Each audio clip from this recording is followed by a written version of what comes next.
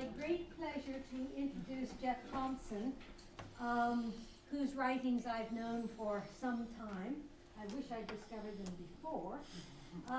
Jeff is an honorary senior fellow in the School of English at the University of Liverpool. Before his retirement, oh, thank you. Gracias. Está? Sí? Before his retirement, he was senior lecturer in applied linguistics at Liverpool and director of the MA courses in applied linguistics and TESOL. He is one of the editors of the journal called Functions of Language, and he has recent and forthcoming publications, one of which we have a flyer from over here, the publication with Laura, in Evaluation in Context. This is the one co-edited with Laura. Introducing Functional Grammar, Routledge, 2014. You've made good use of your your retirement, I see. I hope I can do the same. System and Corpus, Exploring Connections with Equinox, with Susan Huntston, and articles on topics such as theme transitivity, interpersonal systems in interaction, grammatical metaphor, conjunction in text, and evaluation. I looked on the internet to see if I could say something more about you, but really you are quite modest in what you have on your web page at Liverpool, quite modest. But there is one thing I did want to mention besides your publications on language of business and commerce. There was one publication you listed, although I'm sure you have many more, I believe, because when I printed this out, unfortunately, the names of the articles did not come out, only the description of the article. So I got here this morning, oh my God. But I think I remember this one so well. I think it's called Clapping with One Hand. One hand clapping, the sound of one hand clapping. Yes. Yeah. Which was a real discovery for me because I've been working in stance on student language writing, and I wish I had discovered that, but about 30 years ago. So I'll leave you with Jeff for emotion talk, and evaluation. Thank you very much. I should say, by the way,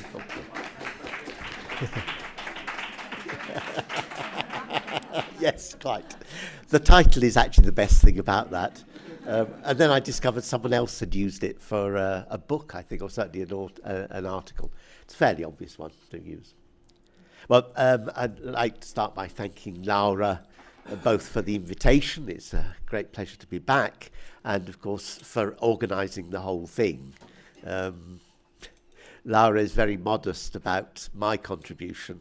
Basically, my contribution was being prompted by Laura to do things this week that I should have done 2 weeks ago, whatever we were working on. But her organisational skills, apart from anything, have meant that we're basically all here today. I'm very grateful for that. I've taken this as an opportunity to kind of stand back and think about the phenomenon that the project is looking at. And I'm actually following Laura's instructions, very obediently, to talk about the relationship between emotion and evaluation. I'm going at it from my own angle, of course. I'm actually, particularly after the meeting yesterday, I'm not quite sure how directly relevant what I'm going to be talking about will be to the way that the project develops, but I'm hoping relevance will kind of emerge. So the question is, very simply starting, are evaluation and emotion essentially the same thing? Are they completely different? Or do they overlap? I think you can guess which answer I'm going to give. But then the question is, or rather the next thing is, in what way, what kinds of overlaps, and how much? Now, as I'm sure you'll know, the basic model of evaluation that I work with typically is appraisal, Martin and White. It's not in all respects the classic model as presented in the 2005 book by Martin and White. And my version, it doesn't completely cover what other people might call evaluation. Now, I'm sure you all know it, almost, but I'll just do a quick recap, highlighting some of the features that I'll want to pick up on as I go through. So the model, I'm reluctant to call it a theory, but I was calling it a model, consists of three main areas: attitude, engagement, and graduation. Attitude is what we think of as evaluation, typically, how speakers positively or negatively evaluate things and states of affairs. Graduation is how speakers increase and decrease the force of their evaluations. And engagement, which I've put in lighter colour because I'm not actually going to focus on it.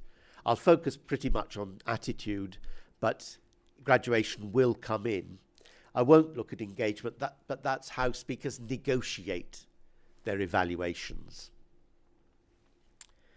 It is relevant, but I'm not going to be talking very much about it.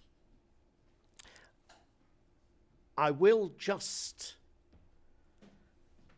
pick up on, okay, so affect in attitude, Martin White put forward the idea that the way we express our attitudes can be divided into three main domains, three main ways of evaluating. The core one is affect, in a sense the most natural. Affect is, that I've taken very simple examples. I like or dislike her or it. Emotional responses, contempt, fear, liking. This is where the list that Laura was bringing in yesterday would come in, most obviously, anyway. I'd also like to highlight emotional responses, because that, I think, is going to be part of the argument I'll be putting forward. In other words, it's not just emotions, as it were, it's already, we're talking about responses. Those evaluations, those attitudes then get, in Jim Martin's terms, institutionalized into two further domains. Judgment is one, a very crude example, as it were, prototypical example, she is good or bad. Ethical responses, kind, brave, naughty, and so on. And the other one is appreciation, which are aesthetic responses, elegant, clumsy, delicious, and so on. I think Jim Martin uses the term institutionalized because the idea is that these are basically socially constructed values. In a sense, the affect is, if you like, human. These are social. That's too simple a distinction, but there's a certain truth in it. Now, there are key differences in the makeup, the semiotic makeup of the three domains. First of all, there's the question of the target. Judgment has a target of humans, of human beings and behaviour. That's part of its nature, part of its definition. Appreciation, the target is phenomena and things, whereas affect is not dependent on the nature of the target of the appraisal. In other words, there isn't a distinction whether you're expressing affect towards people or things, it still counts as affect. Another important difference, I think, is that affect is realized prototypically by transitivity. That little slash arrow is SFL code for realized by. So typically mental reaction processes or attributes. I like it. I'm fond of it. For inscription, I'll come back to inscription and evocation in a moment. Behavioural and material processes. For example, well, just to look slightly ahead,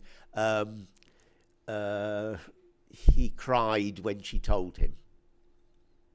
Okay, crying is a behavioural process which is a token, I'll come back to that as well, of an emotion. On the other hand, and this is taken pretty much directly from Martin and White, judgment, I didn't know how to show this, judgment isn't realised by, but has a kind of semiotic affinity with modality. These are the subcategories on the left that Martin White set up. Social sanction is related to modality, modulation, what people should and shouldn't do. Modulation is Halliday's term for deontic modality. So social sanction is to do with things that people should and shouldn't do, how they should and shouldn't behave. Normality is how people normally behave. Capacity is how people can behave, what they can do. Tenacity seems to come between both ability and modulation. But as I say, it's not that they're realised in this way, it's simply that they're semantically in the same areas. And appreciation is in the area of transitivity, again, not typically realised. That's a difference from affect. Reaction is related to mental reaction, sometimes called affection, feeling. Composition is perception, how we see things, and valuation is cognition, thinking. I'm not going to go into too much detail. All I want to bring out is the difference between affect being realised by transitivity choices, prototypically. The other two have affinities, semiotic affinities with areas of meaning, but it doesn't mean that they are necessarily or even ever realised by those areas of the lexicogramma. A further crucial point, which was something that has both been one of the great insights, I think, of Martin and White, and also a cause of agony and pain for anyone trying to do appraisal analysis, is that there are two basic modes of expression, though they're on a cline. It's not there's a distinction, makes this kind of glide, but at one end you've got inscribed. It's there in the language. You can point to a bit of the language and say, that is evaluative. So I love my girlfriend to bits, but she has bad taste in combining outfits. It's just at the other end, you have what they call invoked appraisal. Erin, that's a cute outfit, but socks with sandals. Which I think everybody understands what is meant, but in a sense, it's not evaluative language. This is what Martin White called tokens, a token of judgment in this case. A token means a piece of information about the target which is designed, and it may or may not have that effect, but which is designed to invoke or evoke an evaluation in the addressee. So whereas the inscribed, you can point to it and say, look, here is some evaluative language. At the extreme end with invoked, you can't actually say that is evaluative in any dictionary sense. But we're told the information in order to invoke appraisal. One of my favourite examples of this is, and I think everybody agrees with socks and sandals. I've tried similar ones around the world, and everybody agrees that is a social no-no, even those wearing socks and sandals.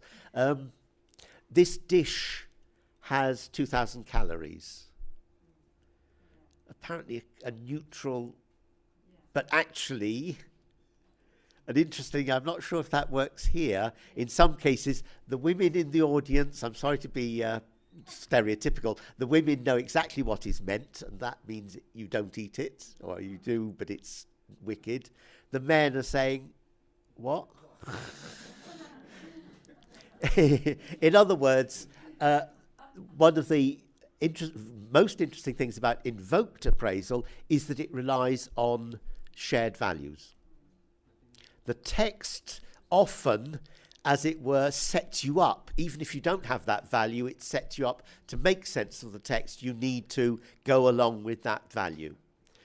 There's a lot of work to be done on signals. To, for example. Something is 2x. Doesn't matter what x is, you know there is evaluation going on, but it could be good or bad. So that's somewhere in the middle. And as I say, we'll come back to tokens of affect in a moment. Right, back to the main discussion, as it were. Sorry for that. If you aren't familiar with the model, then that's a rather quick and sketchy overview. But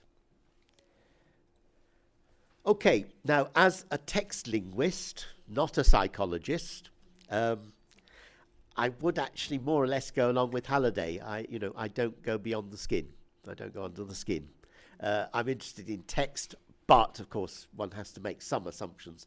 But for me, therefore, I'm interested in the language of evaluation and the language of emotion, which is where my title comes from.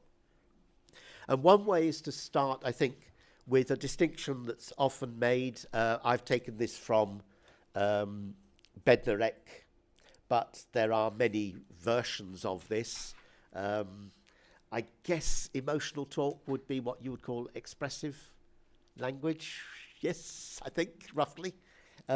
So emotional talk, linguistic expressions that conventionally signal the speaker's emotions, such as intonation, punctuation, interjections. On the other hand, emotion talk is linguistic expression that denotes the speaker's and others' emotions. One thing I want to highlight there is first-person usage of emotion terms, which already suggests there is the distinction is not an absolute one, and clearly it can't be. In fact, one way of looking at this as an SFLer is to think of on the emotional talk is enacting emotion, as it were. By enacting, I mean, if you like, directly showing your emotion, whereas emotion talk is representing emotion. Representing there is used in the SFL terms of transitivity, as it were, talking about it. And that then leads on to enacting emotion is essentially interpersonal, an interpersonal perspective on language. Representing emotion is an experiential. Okay. And that also reminds us, in a sense, that most language is doing both things at once. Not all, but that both these are not mutually exclusive forms of expression, of meaning making. Typically, language is doing both at the same time. Now, to see this in action, to move on, let's have a look at a film review. Why not? Film reviews clearly are a key site for evaluation. I thought we'd have one in Russian. I won't ask Eva to read it. I certainly won't try and pronounce it in front of her. There's a translation. There's a translation. Somewhere there's a translation. There is a translation somewhere. Sorry, that's because I was off the... Right. So there's the translation. With the help of Google, well, basically Google with me trying to change it a bit. But I think it's fair. I've had it checked by a Russian speaker and it's reasonably accurate. Very clearly, very emotional. I'm not going to go into the different options open to film reviewers, but this is clearly a film reviewer who is talking in terms of the effect on them. We can highlight bits which would count as affective, emotional talk. The exclamation marks, the things like absolutely and so on. If we then start thinking about it in terms of affect, of appraisal, then there are two bits there which are fairly, I think, inscribed affect. I was fully immersed. Long time since I felt such a sensation. But that clearly doesn't capture everything that's going on. Basically, a lot of this is signals of, as it were, external signs of internal states. In terms of the appraisal model, those would be counted as tokens of affect. They tell you what's going on in terms of what you might be able to see. They tell you a fact about me which indicates the internal emotion evaluation going on. And this is much more, the whole text is clearly imbued with this. It's interesting, or it's noticeable, that a lot of the signals I've picked up for emotional talk are actually there in these tokens. It also reminds us that with judgment and appreciation, tokens are, as it were, information about the target, which makes or encourages the addressee to deduce an evaluation. In the case of affect, again, affect is different. It's typically an external indication of internal states. That also, it seems to me, suggests we need to refine the idea of how affect relates to emotional talk. There is clearly a relation, not least in the fact that very often, certainly here, and this is more widespread, signals that would be coded as emotional talk very often occur in tokens of affect.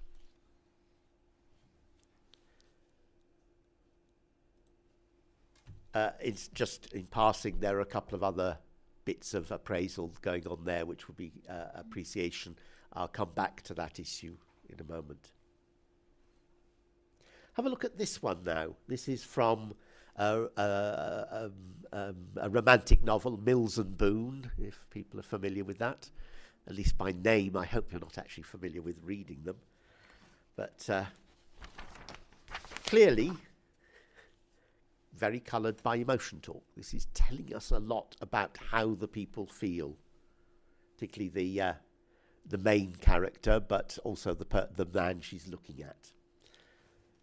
I've put like that. Again, in a sense, I think we can think about the idea of tokens versus inscription here.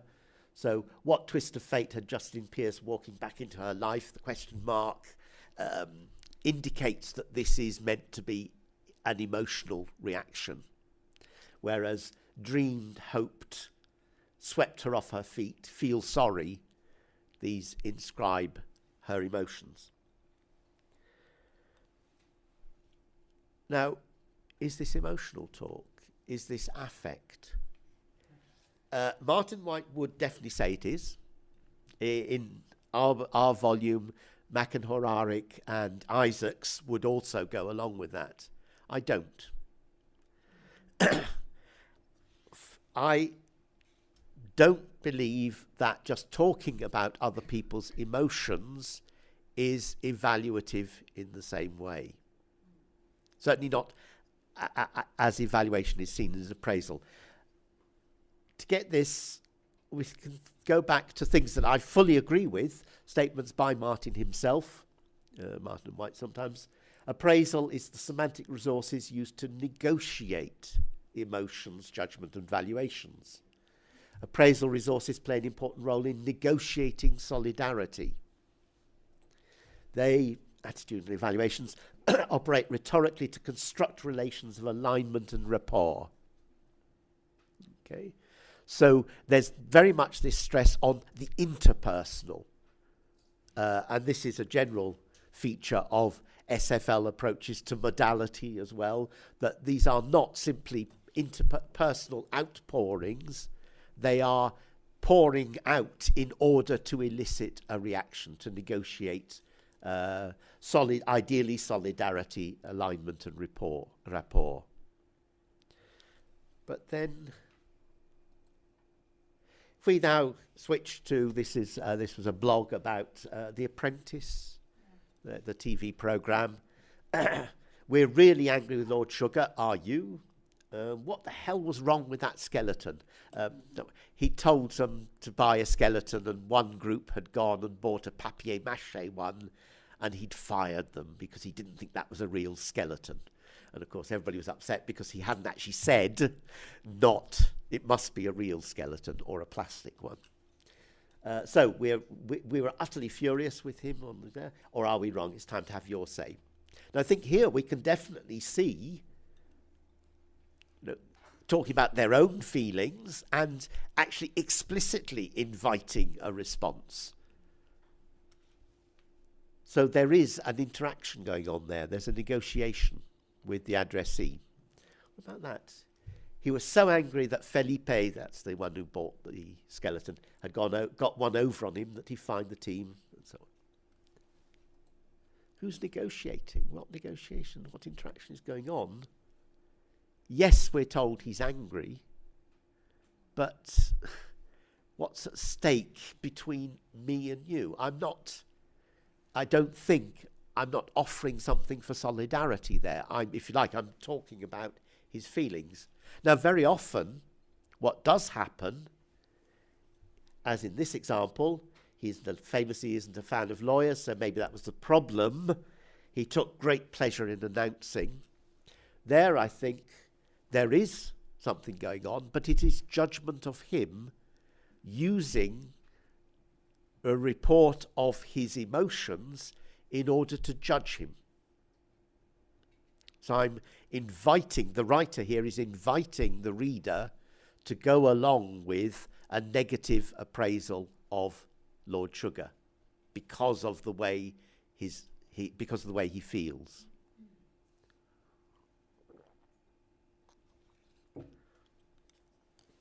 Another bit where I disagree with Martin and what?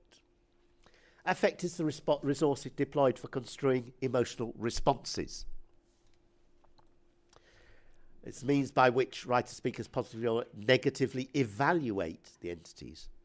Evaluation seems to me you can't evaluate without a target. You evaluate something. But then, Laurie, I'm not a cheerful person. Cheerful is one of the terms that Martin and White give as affect, marking affect. But what is, even allowing this is first person feeling, in fact, is this feeling, do we count disposition as feeling, as emotion? It's often grouped with it. Maybe we need a further distinction, but I would also say there's nothing being responded to. I raised this once, similar question with Jim Martin. He says, well, I think we have to just assume there's a kind of general, as it were, response to the world, an undirected response, which doesn't seem to me to be an answer. And in fact, if you look online for examples, in fact, this was Google, examples of cheerful, they're typically in, a lot of them happen to be in, dating things, people looking for partners. And they go with independent, extremely sociable, very open-minded judgment.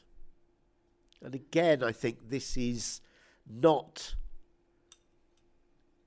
negotiating feelings. It's talking about my disposition or someone's disposition as a way of inviting judgment of me. So we get to this point. For me, affect is inscribed and invoked, interactant sourced, can sometimes be you, but it's not he or she, and targeted. Other emotion and disposition is often provoking judgment, but not realizing affect. So to sort of, in a sense, sum up, this is much too simple, but to sum up a lot of the things that I think we need to think about. So, emotional talk, enacting emotion. For me, this will be a token of affect. Notice, typically, not always, but it seems that the most emotional talk has a target, which won't be expressed, but you just don't go around saying, You normally have a plate of food or something in front of you. You are evaluating the food in that case. He said, There's a whole problem of reporting other people. You have the same problem with modality, for example, reporting someone else's modality. Does that count as negotiation between you and me? Well, yes and no.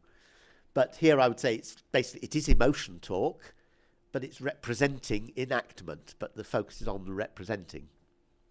I like it. That's the key. That is emotion and emotional talk, representing and enacting, and it's affect, basically, core, a very simple picture of it. He likes it is emotion talk, not emotional talk, representing emotion and a token of judgment, possibly. I shuddered, external sign of an internal reaction response, a token of affect. He shuddered isn't. I'm melancholic as a disposition, again, might well be a token of judgment, but is not negotiating feeling, not negotiating targeted feeling.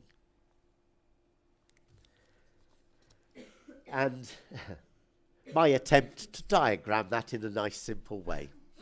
Oh, very clear. Yes, quite, yes. The first one, the one before is a bit clearer. But basically, we've got emotion talk down there. I like it. The hatched bit is emotional talk, and affect. Up above, you've got affect. You've got things like which is a token of affect, and within emotional talk. I shuddered, I don't think comes into either emotion or emotional talk, certainly not as usually seen, but is a token of affect. He shuddered seems to be outside this picture. He said, I'm not sure, maybe there's a little corner of reporting other people's emotional talk. And then over an emotion talk, we've got reports of other people's emotions and reports of disposition, which may or may not be tokens of judgment, depending on the context. That then leaves, of course, for someone working with the appraisal model, the question of judgment and appreciation. Here's an example, another film review. I won't leave you time to... There's my analysis of it. I won't go to the stake for it, but I think it's largely defensible. And it's pretty much the negotiation that's going on is appreciation of the film as an artifact. There's a section in the middle which I haven't coded because that seems to be, as it were, separated off. It's the narrative part, what happens in the film. It may be supporting the other things, but it's not directly. I'm not, as it were, negotiating with you. The two boys become inseparable. That's part of the report of what's happening in the film. And most of this is appreciation. Is this emotion? Well, I think certainly some cognitive approaches would argue that there is emotion, as it were, underlying the appreciation. What would it be? Presumably largely satisfaction. I'm not quite sure what it would be. The appreciation serves as an indirect indicator or symptom of the emotion. But for me, that's not warranted by the language. I'm a text analyst. I want there to be something in the language that shows it. I don't think, for me, I would not need to make that step. I would not see the value of making the step and saying, this is actually, there's an emotion underlying this. In traditional terms, I guess this is often captured in the distinction between emotion and opinion, which is, you know, some people agree with it, some people don't. White and Bednarek both suggest it. There is a point of overlap. One of the categories in appreciation is a reaction subcategory, words like appealing, which are, as it were, derived from emotional terms. So it appeals to me, as opposed to it's appealing.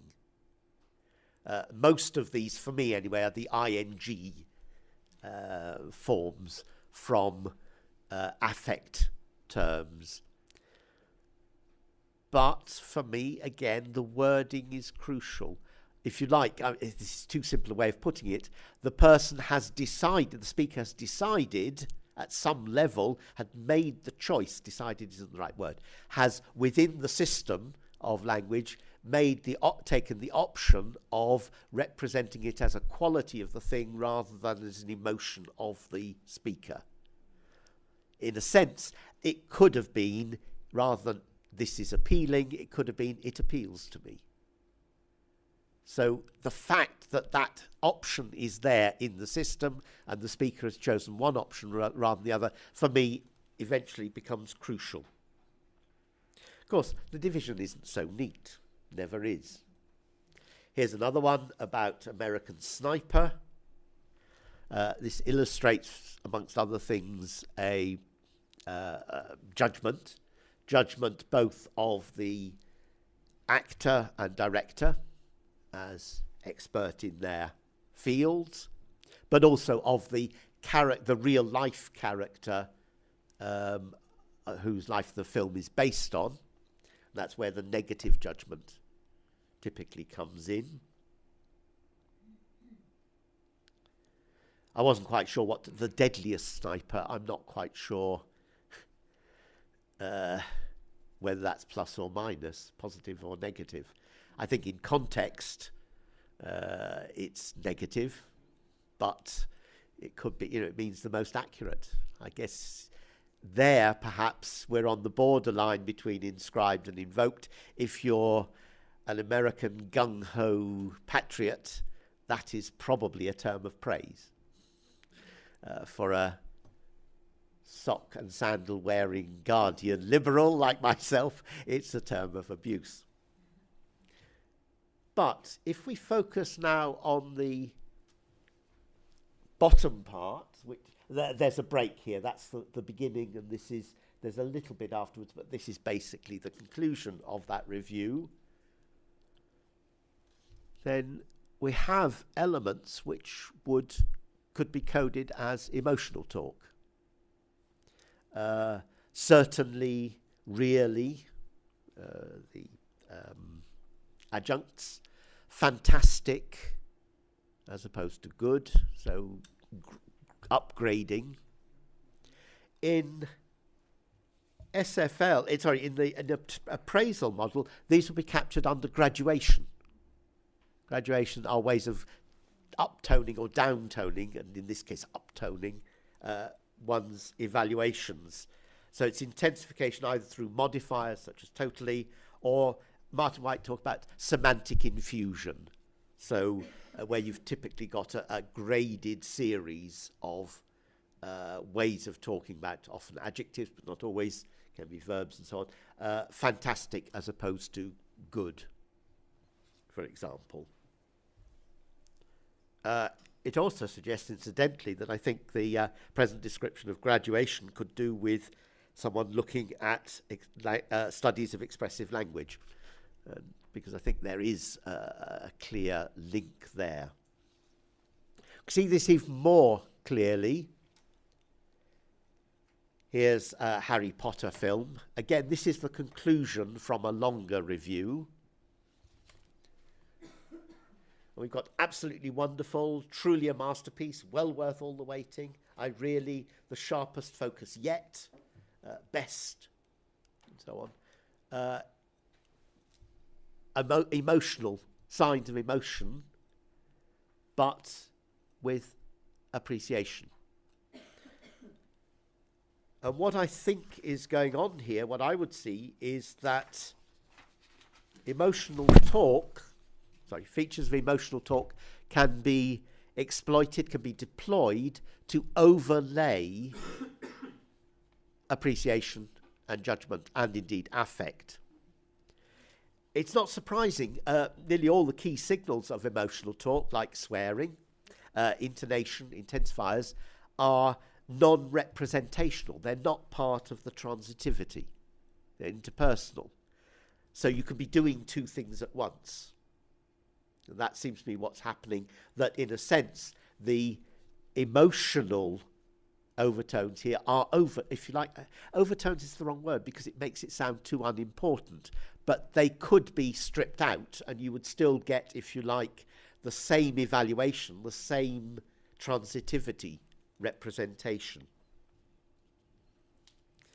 It's kind of an overlay or an enveloping cloud.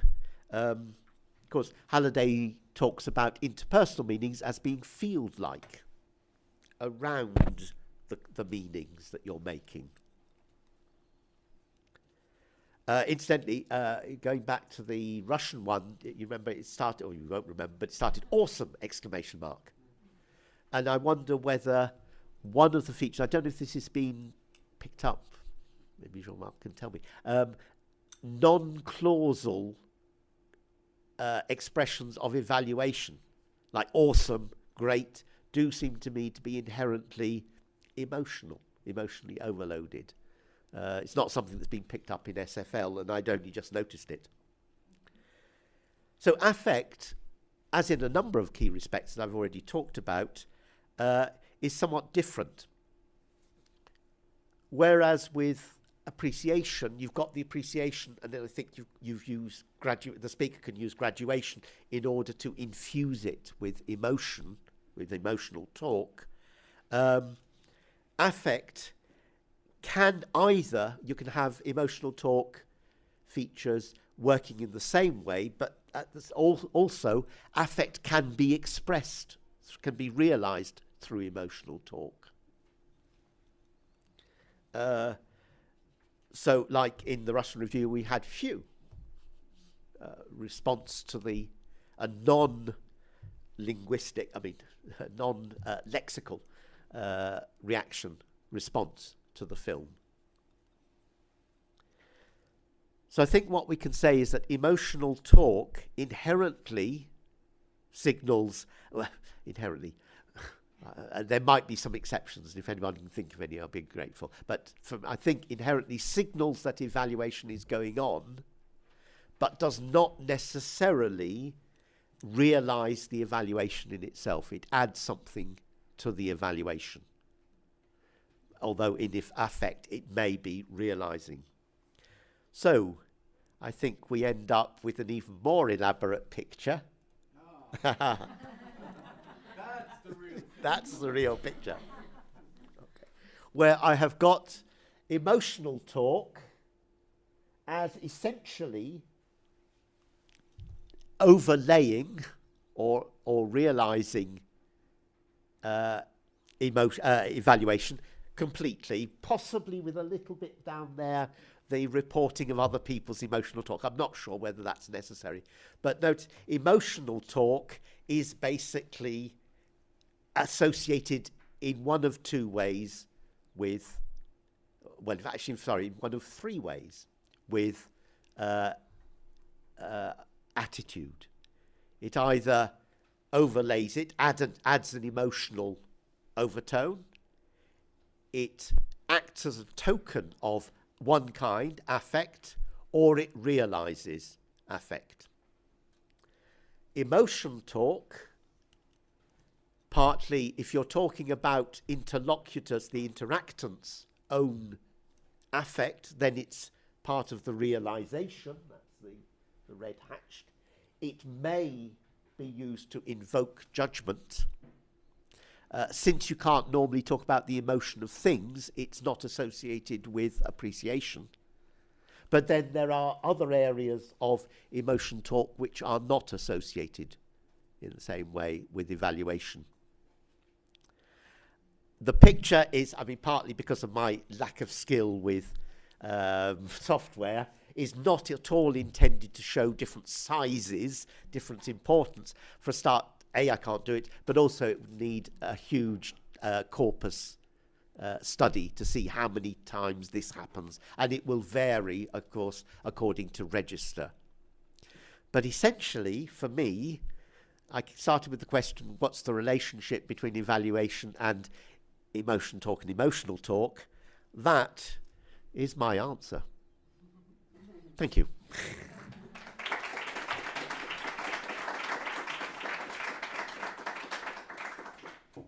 Thank you very much for this very interesting talk, and of course this is very relevant for our project because we are linguists and this is a very important theory, and I value the fact that you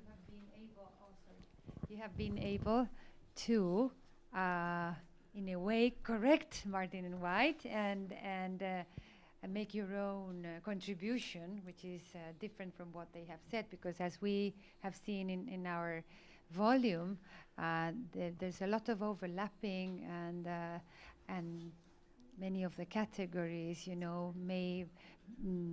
may be working at the same time in a single token of evaluation. So I think that your contribution is very relevant, and I would like to have the PowerPoint, if you're so kind. Yes. And we're going to be working with this in the project for sure.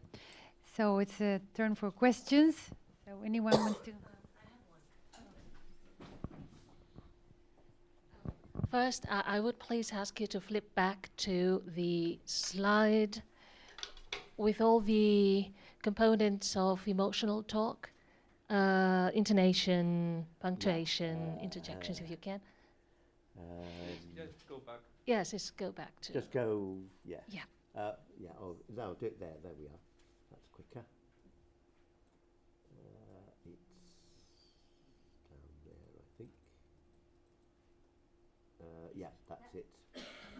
No. Okay, yes, That one, this is the you one. mean? This is the one. Thanks. Yeah. Yes. Okay. Well, but my comment has nothing to do with this slide. This I want for him to capture. So, I'm studying the as I said yesterday, the dockets, the aircraft accident dockets by the National Transportation Safety Board of the United States, and I see clearly. I used your book on reporting, the one you wrote for Collins and Harper years Good ago, God. which is I all the didn't know that catalogue still of reporting existed, yes. structures, which Yeah. is great. And I see now the catch. I mean, the overlap of emotion and emotional talk. That is the use of, for example, direct speech. You don't expect direct speech in a technical report or in an abstract, a docket.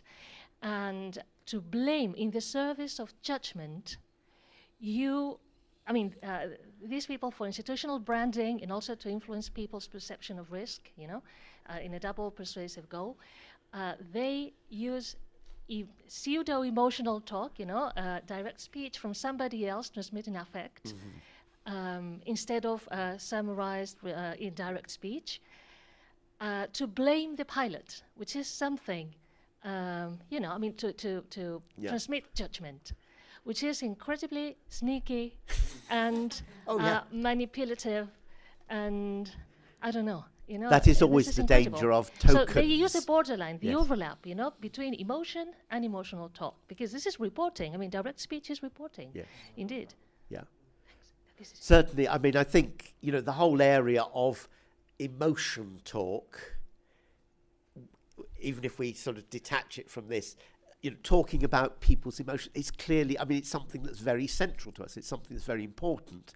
And perhaps what I've talked about here has tended to downgrade the rhetorical effect of that. I think it has other effects. But yes, I agree. I think essentially it can often be done in order to make you take a stance towards the person having those feelings or expressing those feelings. Yeah. So fascinating. You know, you opened a whole world, you know. Thanks. Just a quick question, Jeff. That final brilliant figure, wasn't that a visual reference to Guernica? I was wondering. No, no, unfortunately. Because that would be emotional. Yes, yes. No, it's just what I could manage with word shapes. Any other comments? Okay. Thank you. Thank you.